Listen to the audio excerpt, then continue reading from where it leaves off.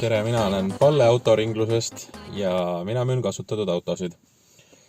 Nagu varasemalt juba öeldud, siis üritan seda teha võimalikult ausalt, läbipaistvalt ja selliselt, et see oleks närvesööv ja keeruline protsess ostjale, kes seda igapäevaselt ei tee. Seega, tänane auto on Ford Mondeo ja siin video peal ma näitan selle auto kohta rohkem, kui on võimalik kuulutusest vaadata. Näitan kere, näitan, kuidas ta sõidab, kommenteerin juurde kõik olulise ja vaatama tulles on võimalik sel juhul juba autost 95% enne teada. Autoks on Ford Mondeo aastast 2011, läbisõiduga 280 000 ja pärit Soomest. Hooldusajalugu on olemas, kohe vaatame täpsemalt siia sisse. Ja läbisõidu õigsus on tõestatav vähemalt 2 kanali kaudu. Et kui sul on auto vastu huvi, siis küsi mult ja minu ülesanne on tõestada läbisõidu õigsust. Ühesõnaga, läbisõitu puutunud keegi ei ole. Tänase video toetaja on taaskord Car Vertical. carvertical.com lehele saab igaüks ise minna. Video kirjelduses on ka sooduskood 10%, kui keegi soovib tellida ajaloo väljavõtet enda ostetavale autole. Ja vaatame siis kiirelt selle Ford Mondeo Car Verticali aruande läbi. Siin on infot läbisõidu õigsuse kohta, varguste andmebaasi kontroll, suuremate õnnetuste kontroll ja et ei oleks taksona kasutatud, et see kõik jookseb siit ilusti välja. Siis on siin näha, kus ta Soomes on olnud, Hispaania tehasest on see auto kunagi tulnud. Ülevaatuste ajalugu ja Eesti registreerimine märtsikuus, kasutamise ja omandi piirangud, mida ei ole, varastatud autode andmebaasi kontroll, andmebaasid, et neid on siin mitmeid, läbisõidu õigsuse kontroll,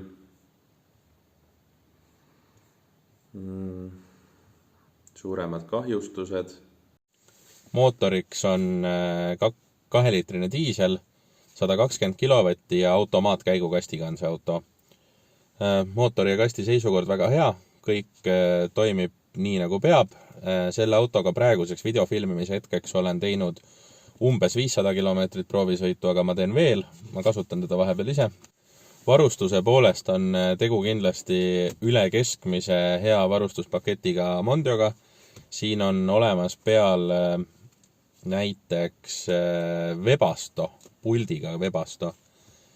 Siis on tal olemas, loomulikult on olemas kõik elektriaknad, peeglid, võtmeta sisenemine ja käivitus. Ehk siis autoolu käivitamiseks ei ole võtit vaja, nupust läheb käima, kui võti on taskus.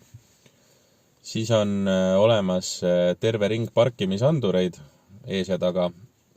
Xenon tuled, mis on ühtlasi ka kurvituled. Siis on tal peal multifunktsionaalne rool, kõik nupud on rooli peal sõites, mis vaja võiks minna, istmesoendused, 2-tsooniline kliima ja nii edasi ja nii edasi. Ehk siis varustustase on väga hea. Vaatame hooldusraamatusse ka natuke sisse. Siin on kõik väga ilusti täidetud. Sellega on võimalik koha peal ka tutvuda. See oli praegu ainult üks lehekülg, mis ma näitasin. Näitame eelmist ka. Siin on veel ja veel. Ühesõnaga, seda saab koha peal kõike vaadata. Viimase hoolduse lasin mina sellel autol teha umbes 400-500 kilomeetrit tagasi. Ma käisin tal Tallinnas järgi, Soomest tuli ta Tallinnasse ja Alphatec töökojas tehti tavahooldus. Ehk siis õlid ja filtrid on ka minu poolt vahetatud.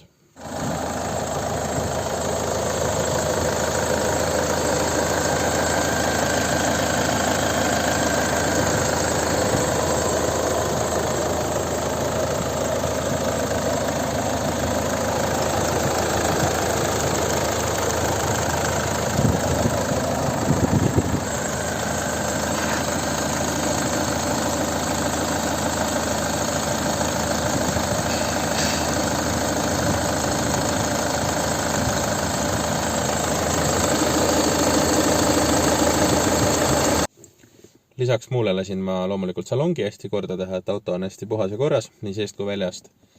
Ja tehnoülevaatuse, enne muidugi arvelevõttu, et ta on Eestis arvel, see kulu on juba makstud, see ta ei pea autoostja tasuma. Ja tehnoülevaatus on ka tehtud, et tehnoülevaatus kehtib sellel autol siis 2 aastat. Siis rõhutan veel seda, et kui Mondiot ei ole enne omanud, et tegu on päris ruumika autoga, et see auto sobib kindlasti 5 täiskasvanud inimese sõidutamiseks, et kui ees istuda nii-öelda ja iste on minu jaoks, mina olen 183 pikk, minu jaoks on iste sellises normaalses tavaasendis, kus ma sõita tahaksin, siis minu taha mahub ja vabalt istuma vähemalt minu pikkune ilusti ruumikalt veel ja pikem ka kindlasti. Et palju on ruumi ja pagasiruum on ka suur. Et tegu on üsna pika autoga ja laiuse mõttes ka päris külje kõrval ei istuta, et siin ees on ka laiuse mõttes ruumi. Et selline suur pereauto. Ja mis ma veel ta iseloomustuseks ütlen, et jällegi, ma olen seda varem ka rõhutanud, aga varem teiste autode puhul rõhutanud, aga 120 kilovatti ja PowerShift automaat kombinatsioon on jällegi üllatavalt ergas. Et ta on suur pereauto ja ta peaks olema selline rahuliku iseloomuga, seda ta ka on, aga tal on madalal pöördel just seal 1500-2500 vahel on natuke üle ootuste palju jõudu, mis on ainult tore. Et igasugused möödasõidud ja asjad ta jaksab neid väga ilusti teha ja tõenäoliselt ei tunne ta ka seda, kui autos on 1 inimese asemel 3, et tundub, et jõupuudust siin ei ole. Keskmine kütuse kulu on kuulutuses kirjas ja see on võetud Autoweek andmebaasist, nagu ma reeglina need kulud võtan. Nii, kuna video filmimise lõpp on jäänud pimeda peale, siis on väga hea näidata kurvitulesid, et see käib niimoodi, et ma keeran rooli ühele poole, siis ta valgustab nii-öelda alla paremale nurka ja teisele poole ka, samamoodi näete, valgus läks vasakul põlema. Siis teeme siin samas Ermi parklas mõned tagasipöörded, sellisel juhul peaks olema kuulda, juhul kui pooltelgede või ülekandega midagi valesti on, siis võiks mingit raksu olla kuulda, aga ei ole. Ja teeme teistpidi ka.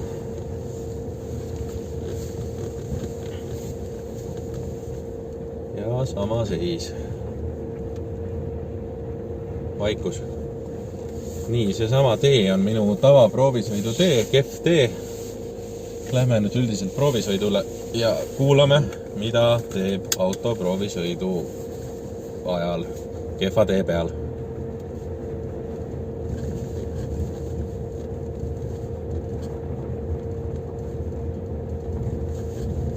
Veermik on täiesti vaikne, mitte ühtegi lõtku kuulda ei ole. Ma vahetasin sellel autol ühe parkimisanduri, mis näitas, et oli vaja vahetada.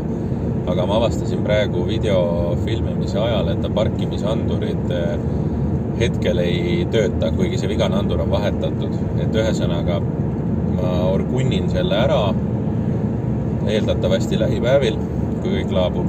Ja juhul, kui keegi enne seda osta tahab, siis kompenseerin seda. Et ise ka ei olnud seda märganud, aga ühesõnaga videos on mainitud, et see kas vajab tegelemist või võib-olla on juba tegeletud selleks hetkeks, kui sina kui ostja seda vaatama jõuad. Pärast tehnoülevaatusel käimist ma tegin veel paar pisitööd. Mul on selle kohta arve ka olemas. Vahetasin ühe rattalaagri, mis tegi küll hästi vähe häält, aga ju ta varsti oleks rohkem teinud. Siis Tagasillas mainitud õõtsa puksi, mis on ülevaatuse ajaloos näha ka, ja mõned pirnid, et need asjad, mis ülevaatusel, kui keegi MNT.ee-st vaatab, siis mul on nende kohta arve olemas. Lerot Trans OÜ on tööteostaja.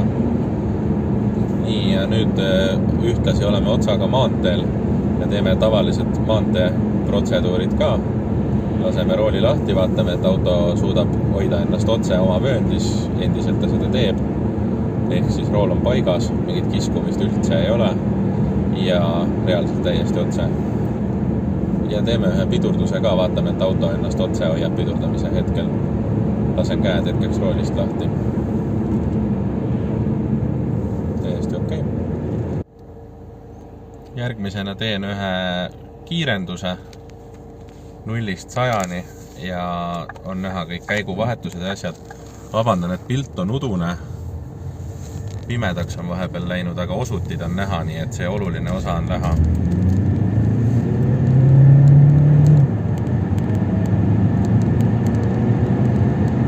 Ford Mondeo näol on tegu ühe levinuma pereautoga, mida ka imporditakse väga palju. Ja see on ka põhjus, miks ma olen rõhutanud korduvalt seda läbisõitu, et 280 000 ei ole just nii-öelda küll kõige seksikam läbisõit, aga Ford Mondeot ostes pead sa arvestama sellega, et paljude importautode läbisõit ei pruugi olla õige. Et 200 000 sõitnud Mondeo, loomulikult see on võimalik ja kindlasti turul mõni on, aga ei tohi unustada seda, et tegu on suure diiselmootoriga pereautoga, mida Euroopas üldiselt ostetakse sõitmiseks. Ja 10 aastaga reeglina sõidetakse päris mitmeid 100 000 kilomeetreid sellega. Ehk siis seesama jutt kehtib ka Passatite, Volvo V70, Opel Insigniate, kõikide autode kohta, mida Eesti järelturul on palju müügis sellisel kujul, et nad veel arvel ei ole ja on Euroopast imporditud ja läbisõidud on tihti väga väikesed, et ma ei ütle veel kord, et see ei ole võimalik, ma ei ütle, et see on võimatu, see on võimalik, et on väikse läbisõiduga Mondeo, aga nende autode puhul peaks kõrgendatud tähelepanuga just seda järgima, et kas läbisõiduõigsus on tõestatav, sest et kindlasti väga paljudel ei ole ja ees olev 210 000 võib tegelikult olla 450 või midagi sellist.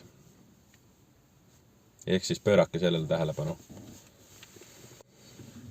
Minu poolt siis lõpetuseks, et tegu on väga korraliku ja keskmisest veidi uhkema pereautoga, et mugavate nahkistmetega, väga hea varustusega, ilusat musta värvi, igast häid asju on siin, väga meeldiv on taga sõita ja seisukord on väga hea. Ehk siis tule vaatama, tule proovima, tule sõitma, võta ühendust kas 56222 või autoringlused@gmail.com ja anna teada, millal soovid tulla.